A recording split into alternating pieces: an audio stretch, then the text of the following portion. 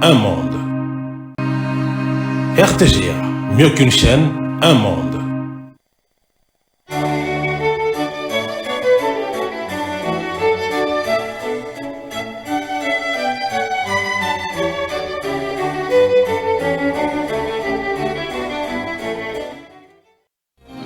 Ce journal vous est offert par Tango Protection. Illico Cash, ma banque mobile.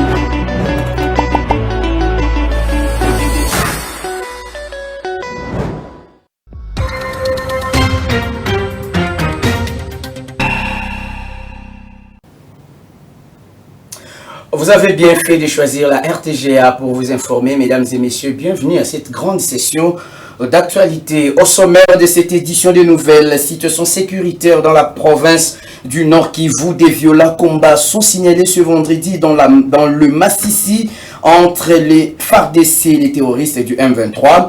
On parle de 2 civils qui ont perdu leur vie.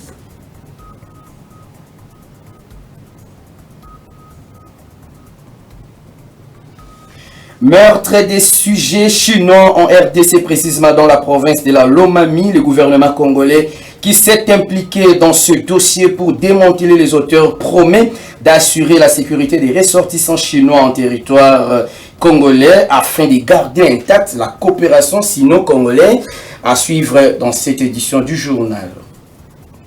Pendant ce temps, bonne nouvelle pour les travailleurs de l'État congolais. Le salaire minimum des agents appelés SMIC vient de connaître une hausse sensible de plus de 100%. Le SMIC passe de 7 075 francs congolais à 14 500 francs dans le souci d'améliorer les conditions de vie du fonctionnaire de l'État. Voilà tout pour l'essentiel. Bienvenue à toutes et à tous. Ouvrons ce journal par la situation sécuritaire qui prévaut dans la province du Nord Kivu où des violents combats opposent les FARDC aux terroristes du M23 depuis la matinée de ce vendredi à 30 km de la cité de Saké dans les territoires de Massissi. Selon les sources locales, les premières détonations ont été entendues aux premières heures du matin sur la colline d'Indumba à environ 3 km de Bouérimana. Sans très bilan, 2 civils ont trouvé la mort.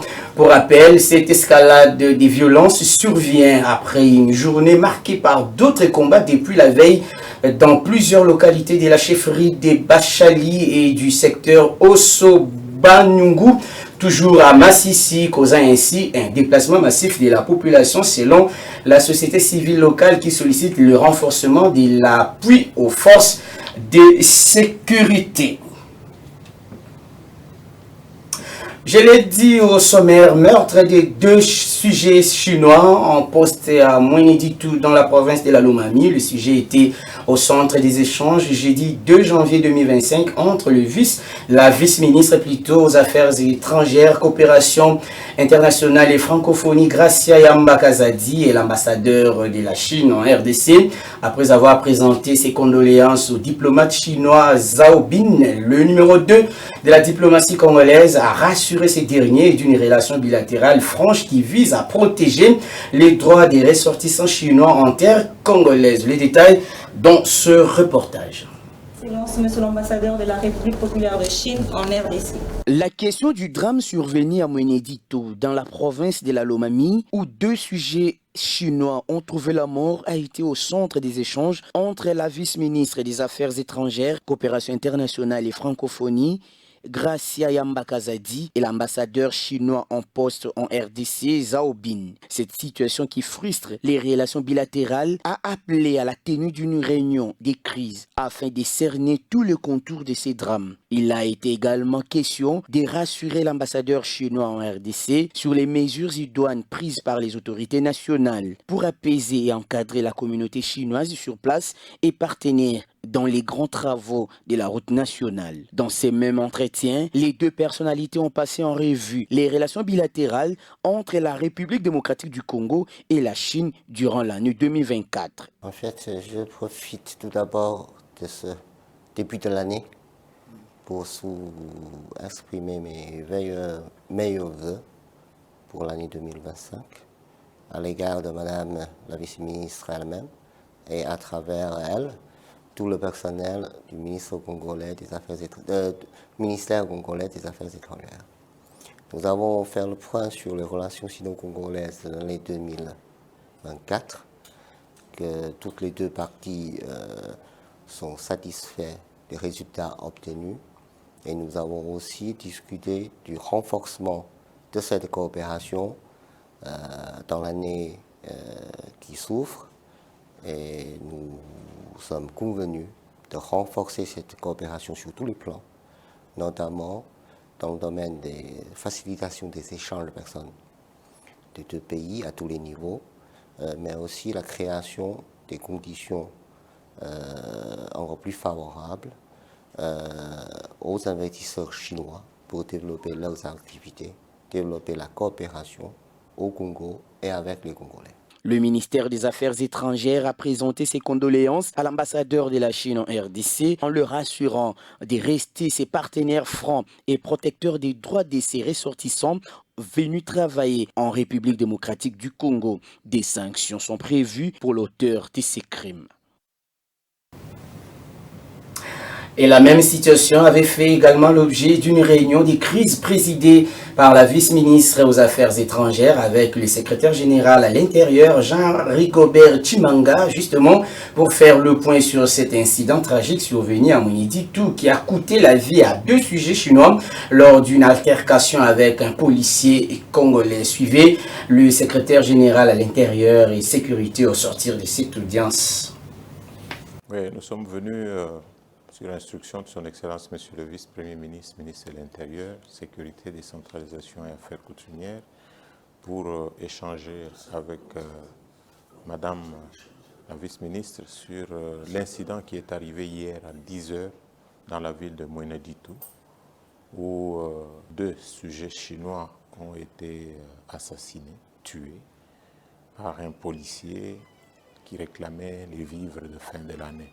Mais comme il ne faisait pas partie des effectifs des policiers, plutôt des agents de la société, les Chinois lui ont demandé de ne pas réclamer parce que ce n'était pas son droit en tant qu'agent. Il a trouvé cette demande, cette restriction comme étant une insulte à sa personne et il a ouvert le feu sur les 2 Chinois qui sont morts sur les champs. Donc cet incident malheureux qui a affecté la vie de nos 2 partenaires chinois était l'objet de notre entretien ce matin avec son Excellence Madame la Vice-ministre.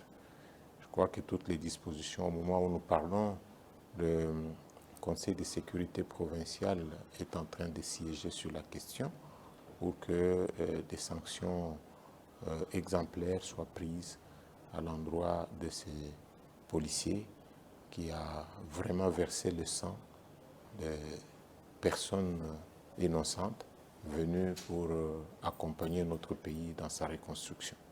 Nous regrettons énormément et ce sont les mêmes regrets que son Excellence, Monsieur le Vice-Premier ministre, ministre de l'Intérieur, présente. Les mêmes regrets ont été aussi relayés par son Excellence Madame la Vice-ministre. Meurtre des sujets chinois à Lomami, on en parle encore. Le gouverneur de cette province, Iron Van Kalombo, qui tient à préserver la coopération sino-congolaise, a effectué une descente le jeudi 2 janvier 2025 au lieu du drame. À la tête du comité provincial de sécurité, le gouverneur de la Lomami a palpé du doigt les dégâts catastrophiques causés par cet élément de la police nationale congolaise. Un témoin sur place a précisé que l'incident s'est produit après une vive dispute concernant un plat de viande de bœuf. Des stratégies ont été abordées pour renforcer des mesures de prévention et aussi pour intensifier les efforts visant à arrêter les auteurs de ce meurtre. Parlons de l'opération Ndobo à Kinshasa où près de 450 Koulouna ont été arrêtés par la police nationale congolaise pendant cette période des festivités de fin d'année. Ces bandits urbains ont été présentés au vice-premier ministre en charge de l'Intérieur, Maître Jacques Chabani. Les détails dans ce reportage signé Suzy Kibira Omar. Le vice-premier ministre, ministre de l'Intérieur, Sécurité et Décentralisation Affaires coutumières, Jacquemaine Chabani-Loko, n'a pas eu de jour férié en ces festivités de fin d'année. Le patron de la territoriale, dans le cadre de l'opération Ndobo qu'il a initiée sous les instructions du chef de l'État, Félix Tshisekedi, a sillonné la capitale congolaise aux côtés de la police nationale congolaise avec pour résultat la traque de près de 450 bandits urbains incarcérés dans plusieurs cachots de la police nationale congolaise dans la nuit du 31 décembre au 1er janvier 2025. Les opérations débouclage organisées par la police nationale dans 7 districts de la ville de Kinshasa sous la supervision du commandant de la ville-province de Kinshasa dans les respects des instructions du patron de la territoriale Jacquemaine Chabani-Loko Bihango. La ronde a débuté à 5 heures afin de s'assurer de la sécurité de la population quinoise et de ses biens. La commune de Kintambo a été le point de départ de cette tournée où le général Blaise Kilimbalimba a présenté une cinquantaine de délinquants au vice-premier ministre, lui fournissant des explications claires sur les réalités de terrain.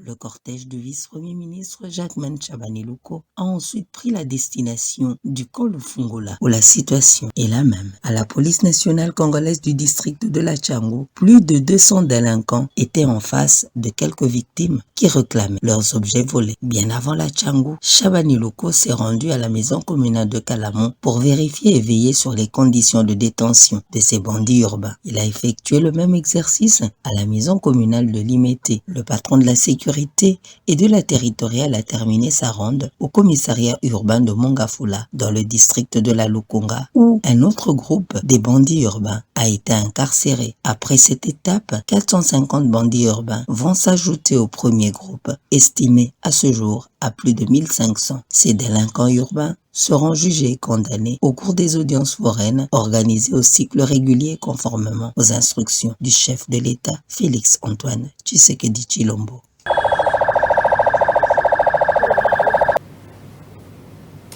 Le travail des enfants dans des mines de cobalt en République démocratique du Congo est en voie de disparition. C'est ce qui ressort d'un rapport de la mission effectuée par la Commission nationale des droits de l'homme.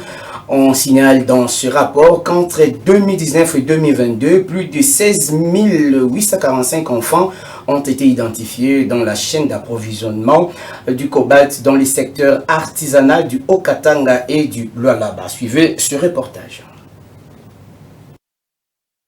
Dans un rapport publié par la Commission nationale des droits de l'homme et la République démocratique du Congo, CNDH, il est indiqué que le travail des enfants dans les mines de cobalt en RDC est en voie de disparition, une tendance soutenue par les efforts du gouvernement congolais visant à éradiquer la présence des enfants dans les mines avec des projets phares tels que PABA Cobalt et l'intervention des acteurs non étatiques. Dans ces documents, il est indiqué que la présence des enfants dans les mines de cobalt est justifiée par la pauvreté des ménages, les sous-développements dans les zones abritant les mines de cobalt, l'existence potentielle des réseaux de trafic d'enfants disposant une vaste organisation et des ressources considérables. Selon les conclusions de la mission de recherche entreprise par la Commission nationale des droits de l'homme est révélée. 16 845 enfants, filles et garçons avaient été identifiés dans la chaîne d'approvisionnement du cobalt dans les secteurs artisanaux dans le Haut-Katanga et Lualaba entre 2019 et 2022. Par ailleurs, la mission effectuée par la CNDH note que les chiffres largement répandus dans la presse nationale et internationale s'agissant du nombre d'enfants travaillant dans les mines ne cadrent pas pour bon nombre avec la réalité sur terrain. Notons que la mission conclut que l'enquête en cours devrait être poursuivie par la Commission nationale des droits de l'homme en synergie avec les autorités congolaises compétentes du secteur de la justice et de la police. Parlons de l'administration publique pour signaler que le gouvernement congolais a augmenté significativement le salaire minimum des agences MIG relevé à des 7 500 de 7 075 à 14 500 francs congolais, une mesure prise pour améliorer le pouvoir d'achat des travailleurs congolais. Suivez ce commentaire. Le gouvernement congolais a décidé d'améliorer le pouvoir d'achat des fonctionnaires de l'État. Par un arrêté ministériel publié le 2 janvier 2025, le salaire minimum interprofessionnel garanti SMIG a été relevé de 7 075 francs congolais à 14 500 francs. Cette augmentation de plus de 100% constitue une avancée significative pour les travailleurs congolais dont les salaires n'avaient pas été revus depuis 2018. Cette décision fait suite des longues négociations, échanges pour parler entre les gouvernements, les employeurs et les syndicats. Face à l'érosion pouvoir d'achat causée par l'inflation et la dépréciation de la monnaie, toutes les parties prenantes étaient convenues de la nécessité d'ajuster les SMIG. Le ministre du Travail et de l'Emploi, Ephraim Akwakwa, a souligné que cette hausse était une réponse aux préoccupations des travailleurs de l'État congolais et une manière de reconnaître leur contribution à l'économie nationale. L'objectif de l'augmentation du salaire minimum interprofessionnel garanti est pour un impact positif sur le pouvoir d'achat des travailleurs et stimuler la consommation intérieure. Et cette information en bref, contrairement à ce qui a été annoncé, le médecin membre du syndicat des médecins de la République démocratique du Congo n'ont pas repris ce jeudi 2 janvier avec le mouvement de la grève suspendu au mois d'octobre dernier. Pour le secrétaire général du CIMECO, cette décision du bureau de l'exécutif national est consécutive à la séance de travail du 30 décembre dernier entre une délégation du gouvernement de la République et la coordination du banc syndical élargie à certains dirigeants syndicaux du secteur de la santé. Le docteur Juvenal Mwandalenda estime qu'à ces jours, les banques payeuses de la ville de Kinshasa, du Haut-Katanga et du Sud-Kivu ont déjà reçu les fonds et le processus va se poursuivre jusqu'au paiement effectif de tous les agents du secteur de la santé.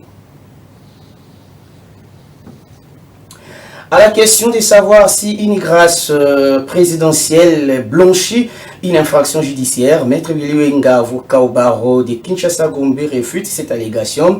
Il pense que seule l'amnistie relevant du Parlement a le pouvoir de blanchir une infraction de la justice. Suivez-les au téléphone de Nana Bwana. Toutes ces mesures ne concernent que les personnes condamnées définitivement. Pas des personnes qui sont encore en détention préventive, pas des personnes qui ont été condamnées au premier degré mais ont fait appel, pas des personnes dont les dossiers sont encore en instruction devant les juges. Les mesures concernent les condamnés définitifs. Et ces mesures ne concernent pas aussi certaines personnes qui ont commis des infractions qui ont été citées nommément dans l'ordonnance. C'est-à-dire ces personnes-là ne peuvent pas bénéficier de ces mesures de grâce ou de remise de peine. Que devienne maintenant le casier judiciaire de toutes ces personnes? La grâce présidentielle n'enlève pas à l'infraction son caractère infractionnel. La remise de peine, la réduction des peines ont pour effet juste de réduire le temps d'incarcération ou d'échapper à la mort, mais ça laisse le casier judiciaire de la personne condamnée toujours avec la tâche de la condamnation. Donc, les sanctions infligées à l'endroit des détenus, leur exécution connaît une certaine modification du fait de la mesure, mais les personnes restent des personnes condamnées. Leur casier judiciaire reste toujours noir. Et demain, on peut les opposer, ces casiers judiciaires, pour faire obstacle à l'accession à certains postes d'ordre public.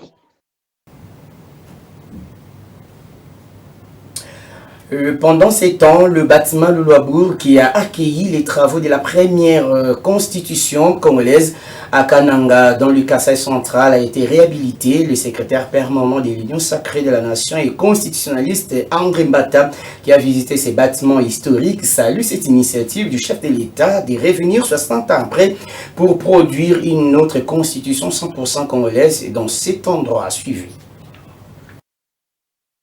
L'histoire retiendra que c'est dans ce complexe que les travaux de la rédaction de la première constitution de Loulouabour ont été effectués. Le secrétaire permanent de l'Union sacrée qui a visité ces bâtiments de Loulouabour pense que ces bâtiments est historique et que 60 ans après, la réforme constitutionnelle peut avoir lieu ici. C'est un moment assez important. Ce bâtiment est historique. Ces terres sont également saintes, comme dirait le constitutionnaliste, parce que d'ici est partie la première constitution qui a régi notre pays. Et vous l'avez rappelé, une soixantaine d'années après, nous y revoilà.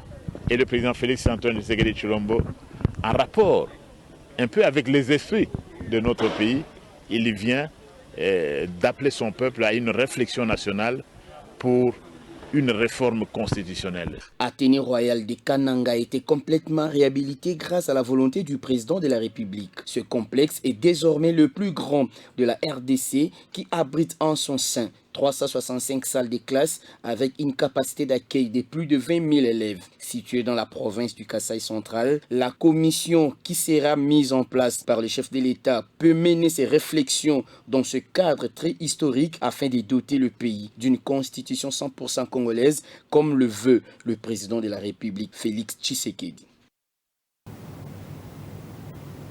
Et puisqu'on parle de la République démocratique du Congo, sachez que le pays célèbre chaque 4 janvier la journée des martyrs de l'indépendance. Et cette célébration a été ramenée ce vendredi 3 janvier par le ministre de l'Emploi et du Travail qui est déclaré chômé et payé sur l'ensemble du territoire national. Cette décision intervient dans l'application récente de la semaine anglaise au sein de l'administration publique qui limite les activités aux jours ouvrables de lundi à vendredi. Rappelons que le 4 janvier révèle une signification majeure pour la République démocratique du Congo. En 1959, des émeutes sanglantes éclatées à Kinshasa, marquant ainsi le début des revendications populaires contre la colonisation belge. Ces manifestations conduiront par la suite à l'indépendance le 30 juin 1960.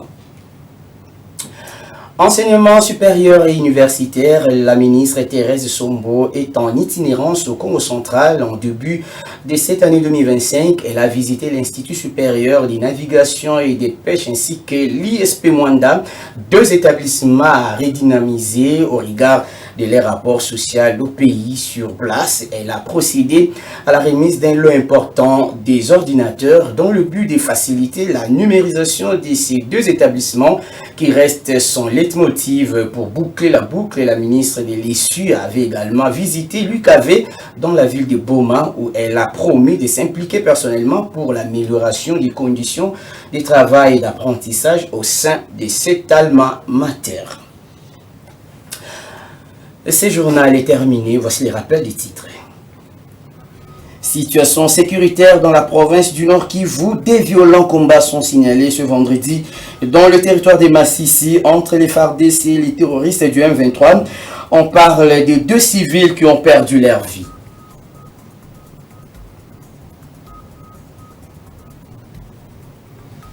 Meurtre des sujets chinois en RDC, précisément dans la province de la Lomami. Le gouvernement congolais qui s'est impliqué dans ce dossier pour démanteler les auteurs promet d'assurer la sécurité des ressortissants chinois en terre congolaise afin de garder intacte la coopération sino-congolaise.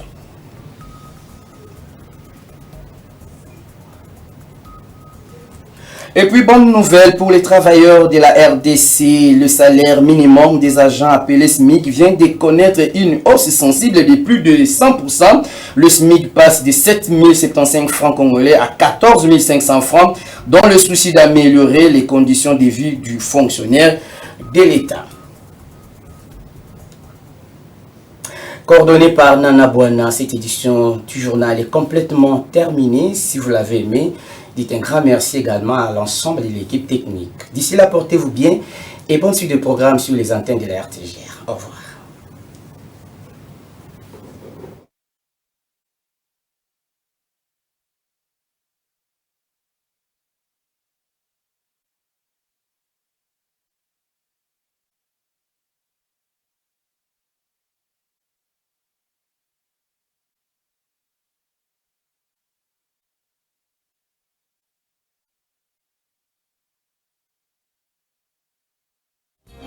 Ce journal vous a été offert par Tango Protection. Illico Cash, ma banque mobile.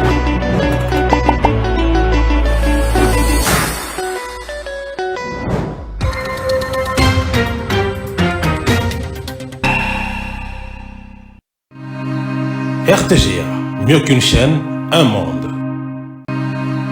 RTGA, mieux qu'une chaîne, un monde.